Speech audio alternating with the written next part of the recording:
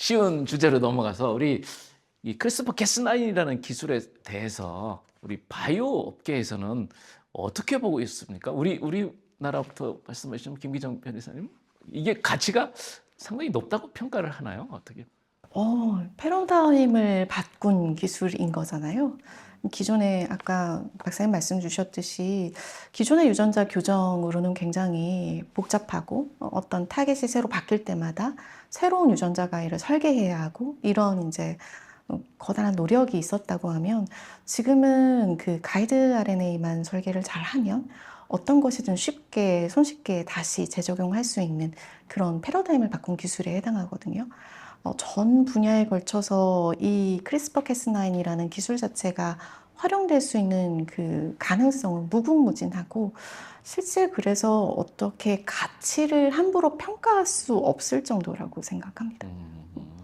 최원선 변호사님 보시기에는 글로벌하게는 이게 어떻게 보고 있습니까? 크리스퍼 캐스9이라는 기술에 대해서 정말 무궁무진한 가능성이 있다고 보나요? 어떤 경제적 가치가 엄청 크다고 보나요? 어떻게? 이미 말씀을 드렸지만 이 기술은 정말 그 산업 전방위적으로 이용될 수 있는 펀더멘탈한 기술이기 때문에 그 가치를 지금 현 시점에서 판단하기가 힘들죠. 이제 미래에 어떤 식으로 발전해 나갈지 그 모든 것에 이용될 수 있는 그런 펀더멘탈한 기술이기 때문에 일단 뭐 라이센싱이나 이제 그런 어떤 이 기술을 가진 회사가 이제 글로벌 파마랑 같이 뭐 M&A를 한다 이렇게 했을 때 그 기업의 가치라든지 이런 것은 뭐 이제 그 상상을 초월하겠죠. 그렇지만 이제 또 중요한 부분은 이 크리스프캐스9은 이제 원천 기술이 이제 뭐 2012년, 13년에 나왔지만 지금 그 이후로 이제 많은 발전이 있었죠. 지금은 뭐 이것을 딜리버리하는 그 물질 딜리버리하는 방법이라든지 뭐 진단 방법이라든지 뭐 치료 방법이라든지 여러 가지 그 크리스퍼 캐스9에 관련된 그런 특허들이 나와 있고 실질적으로 이게 이제 응용될 때는 이게 원천 기술은 당연히 이용을 해야 되지만 그 이후에도 많은 기술이 이제 필요한 거죠. 그래서 이제 이런 티피컬한 이런 경우가 이제 패턴 풀이라고 해가지고 여러 기술들이 한꺼번에 이렇게 라이센싱을 하게 됩니다. 그래서 이런 경우에는 이제 원천 기술을 가진 사람이 아무래도 굉장히 그 라이센싱을 니고시에이션 하는데 강점이 있는 거죠. 그래서 이런 정도의 임팩트가 있는 기술을 가지고 있는 기업의 가치는 뭐 상상을 초월한다고 해야죠. 그러니까 김 박사님 지금 계속 연구를 하시잖아요. 그래서 뭐 그때 말씀하셨던 게 겸상적혈구 증후군에 대해서 유전자 가위를 통해서 한 원샷에 치료를 할 수 있다고 말씀하셨는데 어떻습니까? 지금 어느 정도 상용화가 돼 있고 앞으로 어떤 가능성이 있다고 보세요? 이 기술 가지고 이제 최초로 상용화된 것이 치료제 쪽으로 말씀드리면은 그 카스잽이라고 그 적혈구가 이제 찌그러져 가지고 그 온몸에 산소를 실어 나르지 못하는 그런 치명적인 질병이 있어요. 남모양 적혈구증, 뭐 겸상 적혈구증. 그 치료제가 2023년에 승인이 됐죠. 그 버텍스하고 크리스퍼 세라피스에 의해서. 그리고 임상 중인 게 수백 건이에요. 그 3상에서 좋은 결과들이 발표되고 있어요. 그래서 지금 신약 개발에 어떻게 보면 새로운 패러다임이 된 것이고 또 농작물, 가축 이런 데도 적용이 되고요.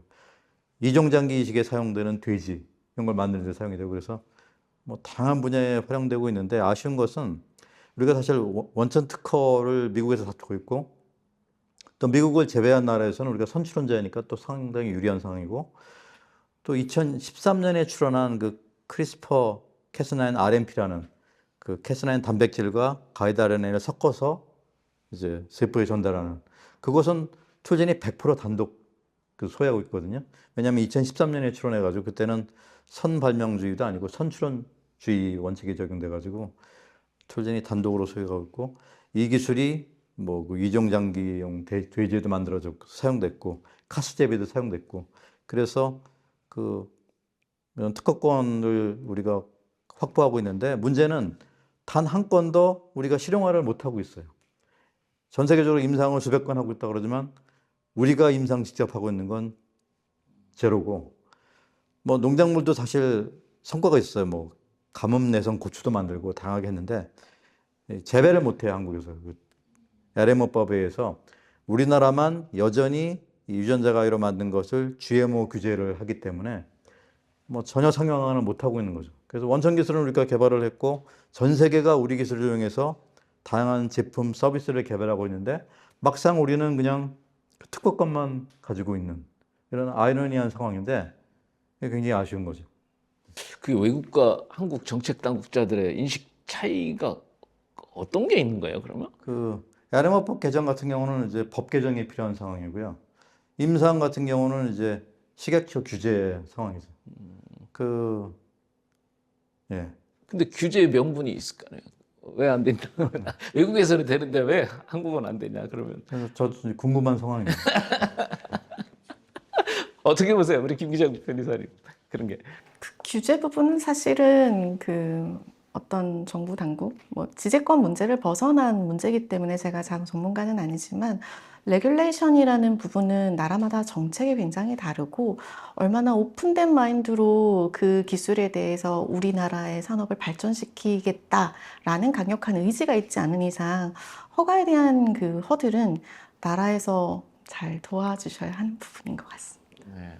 그래서 그게 이제 과거에 그 우리가 규제하는 거는 GMO가 이제 사방에 출현을 하면서 막 GMO에 의한 뭐 꽃가루도 날리고 막 그러면은 뭐 이상한 뭐 기형적인 뭐 식물 동물이 출현할 것이다 이런 우려잖아요. 근데 이런 우려는 어떻게 보세요, 김 박사님? 그래서 그런 우려가 있기 때문에 사실은 그 GMO에 대해서 승인을 하기 전에 뭐 환경 유해성 평가 또 인체 유해성 평가를 장기간 거쳐가지고 하게 되고요.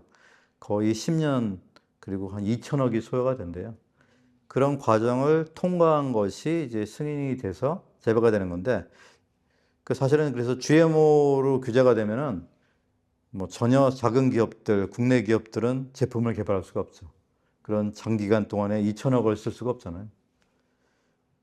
반면에 이제 유럽, 뭐 미국, 일본 전 세계는 이 지노 에디팅으로 만든 것은 자연적인 변이, 고전적인 육종으로 만든 변이와 구별이 안 되기 때문에 GMO 규제를 하지 않는다고 해서 활발히 지금 사용되고 있는 그런 상황이죠.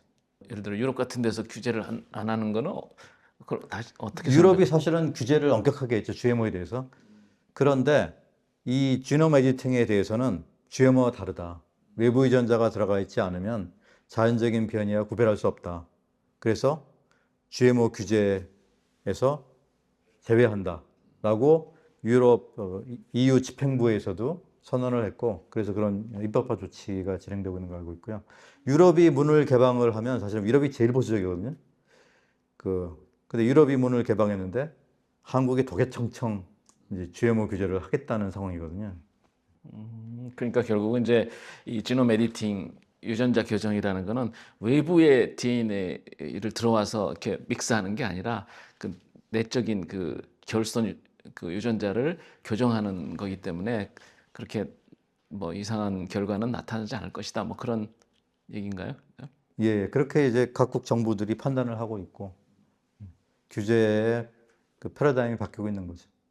그리고 이제 하여튼 이 세기의 유전자 가위에 대해서 앞으로 이제 누가 선발명자인가를 놓고 이제 계속 우리나라하고 미국의 최고의 기술진들이 이제 소송을 벌일 텐데 저쪽 심사를 할 텐데 마지막으로 우리가 그 김진수 박사님부터 이렇게 뭐 바라는 점 내지는 뭐 이런 게 있다면 어떤 게 있을까요? 우리 정부나 사회나 뭐 어디는 뭐 투자자들이라든가 뭐 그런 얘기가 있을 텐데. 저는 이제 앞서도 말씀드렸지만 가장 아쉬운 점이 그 어떤 제도적인 개선이 없이는 그 남 좋은 일을 하는 것 같아요. 아무리 우리가 뭐 새로운 기술을 개발을 해도 그 기술을 활용할 수가 없잖아요. 이 기술을 활용해서 신약 개발하는 회사는 지금 뭐 시총이 뭐 7조, 8조 되고 그리고 파이프라인도 단단하죠. 그래서 앞으로 이제 이런 유전자 가위 기반 신약을 뭐 정말 매년 만들어낼 수 있는 입장이죠.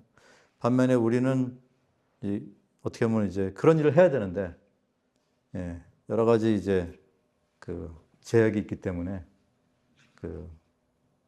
그 기술을 활용을 제대로 못하고 있는 상황이 아쉬운 것이고, 이것은 뭐 연구자가 열심히 연구한다고 해결되는 게 아니고요.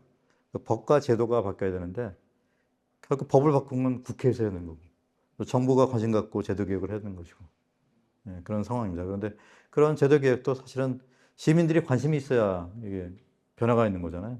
그 시민들이 이런 새로운 기술에도 관심을 가지고 그러다 보면 자연스럽게 또 정치권도 관심을 갖게 되고 정부도 관심을 갖게 되고, 그래서 서서히 변화가 있을 거라고 제가 생각을 한 게 벌써 십몇 년이에요. 그 김기정 변리사님 보시기에 우리나라가 그 뭐 가장 쉬운 예가 이제 아이리버 MP3를 우리가 이제 처음으로 발명을 했는데, 그 발명은 법적인 표현에서 뭐 형해화됐다고 그러잖아요. 왜 어디든지 권리자도 없고 막 그 다 공짜로 쓰고, 그 애플은 아이폰을 만들고 그랬는데, 사실 우리 스스로 그런 IP를 잘 보호하고 그런 측면도 있어야 될 텐데, 크리스퍼 캐스9 특허는 우리가 이걸 어떻게 좀 잘 해야 될까요? 우리 다 IP나 뭐 담당 그 지식재산처도 있고 정부도 있을 텐데, 어떻게 좀 하면 좋을까요, 이게? 저는 이 사례가 굉장히 되게 좋은 본보기가 될 거라고 생각해요. 사실 아까 박사님 말씀 주셨듯이 이게 선발명주의가 문제된 미국에서만 이 권리 확보에 대한 이런 분쟁 이슈가 있는 것이지, 나머지 국가들에 대해서는 선출원주의로 문제없이 다 잘 등록이 되었잖아요. 그러니까 이걸로 얼마만큼 커다란 그 IP를 통한 이 지식재산의 가치를 증명할 수 있는 본보기 선례가 될 수 있기 때문에, 아이리버 사건하고는 달리 툴젠이 만든 이 기술 자체가 굉장히 IP의 큰 본보기가 돼서 우리나라의 지식재산의 강화에 큰 도움이 될 수 있는 계기가 될 수 있으면 좋겠다라고 생각합니다. 미국 변호사시니까 어떻습니까? 무엇을 우리가 잘 해야 될까요? 우리 이제 이거를 정말 승리를 해서 글로벌 제약사도 탄생하고 뭐 라이센싱료도 그냥 팡팡 받는 그런 대한민국이 되려면 어떻게 해야 된다고 보세요, 우리? 이제는 이제 미국도 선출원주의니까요. 결국에는 이제 특허를 내겠다고 생각한다면 누가 빨리 내느냐가 중요한 것이죠. 그래서 결국에는 이제 한국의 기업들이 뭐 바이오텍뿐만 아니라 모든 기업이 마찬가지겠지만 이제 수출이 굉장히 중요하지 않습니까? 그래서 지금 점점 이제 글로벌화 되는 것을 피할 수 없는 시대고, 그렇기 때문에 그런 해외 시장을 염두에 두고 이제 출원을 하는 것, 그러니까 내가 발명을 하고 연구 개발을 하면 바로 이것을 어떻게 IP화 할 것인가를 바로 특허 변호사와 같이 이제 의논하면서 연구 개발 단계부터 준비를 해 나가야 되고, 또 특허만이 또 능사는 아니죠. 어떨 때는 뭐 영업 기밀로 하는 것이 더 유리할 때도 있고, 그러니까 그런 IP의 어떤 그런 전반적인 전략을 연구 개발의 초창기부터 특허 변호사와 의논하면서 이렇게 정립을 해 나가는 것이 어떤 이제 모든 기업의 이제 글로벌화에서 중요한 이슈라고 봅니다. 그래서 하여튼 이 유전자가위에서 툴젠이 이제 최초 발명자가 되면 그 파급 효과는 어마어마하겠죠. 그래서 뭐 1조 달러 기업이 나오는 건 아닌가 뭐 그런 기대도 해보게 되는데, 이 얘기는 좀 이렇게 안 하려고 그랬는데, 사실 김준수 박사님은 되게 아픔이 많잖아요. 크리스퍼 캐스9 때문이었나요? 그게 하여튼 그 싱가포르로 피신도 가시기도 하셨고, 근데 이런 IP를 대하는 태도, 발명자를 대하는 태도, 뭐 이런 것들이 좀 어떻게 바뀌었으면 좋겠다, 이런 게 좀 있으시다면 어떤 게 있으세요? 글쎄요, 이제 우리 사회가 이제 어떻게 보면은 현재로서 제조업 기반인데, 이 지적 재산의 중요성에 대해서 이제 많은 분들이 이제 인식을 하고 있고, 어떻게 보면 이제 좋은 결과를 얻어서 그 지적 재산이 우리 사회를 한 단계 더 도약시키는데 큰 기여를 할 수 있다는 걸 입증하고 싶은 마음이고요. 예. 그리고 사실은 이 기술이 개발된 것이 어떻게 보면은 우리 사회가, 우리 국가가 과학기술의 관심을 가지고 투자를 해서 이룬 성과거든요. 사실 서울대에서 했던 일이고, 그 대학원생들 열심히 일했고, 그런 여건을 조성해 준 국가와 사회의 성과거든요. 그러면 이 성과를 우리가 활용을 할 수 있어야죠. 그러기 위해서 또 제도적인 개선이 필요한 거고. 그러니까 지금 어떻게 보면은 한쪽으로는 지원이 많이 되는데 또 한쪽으로는 또 발목을 잡고 있는 상황이에요. 이걸 이제 해소를 해야죠. 예. 그래서 우리가 이제 그런 인식 패러다임 전환이 필요한데 지금까지는 사실은 설비 투자 막 해가지고 남의 기술을 갖다가 그냥 대량 생산해서 돈 버는 그런 산업 사회였다면 앞으로 이제 지식 사회로 가면서 우리의 기술을 가지고 진짜 기술료를 받고 로열티를 받는 사회가 돼야 되는데 우리가 그게 패러다임 전환이 하루 아침에 되는 것 같지는 않습니다. 근데 이제 백문이 불여일견이라고 만약에 이런 성공 사례, 대박 터지는 사례가 앞으로 이제 툴젠을 비롯해서 또 김지수 박사님을 비롯해서 크리스토퍼 캐스9에서 만약에 발생을 한다면 아마 우리나라가 뭐 기술적으로나 경제적으로나 또는 그런 인식 차원에서 상당히 뭔가 패러다임의 전환이 되는 그런 기회가 되지 않을까 기대가 큽니다. 그래서 박수로 한번 마무리하시죠. 예. 이 기술이 어렵다 이거.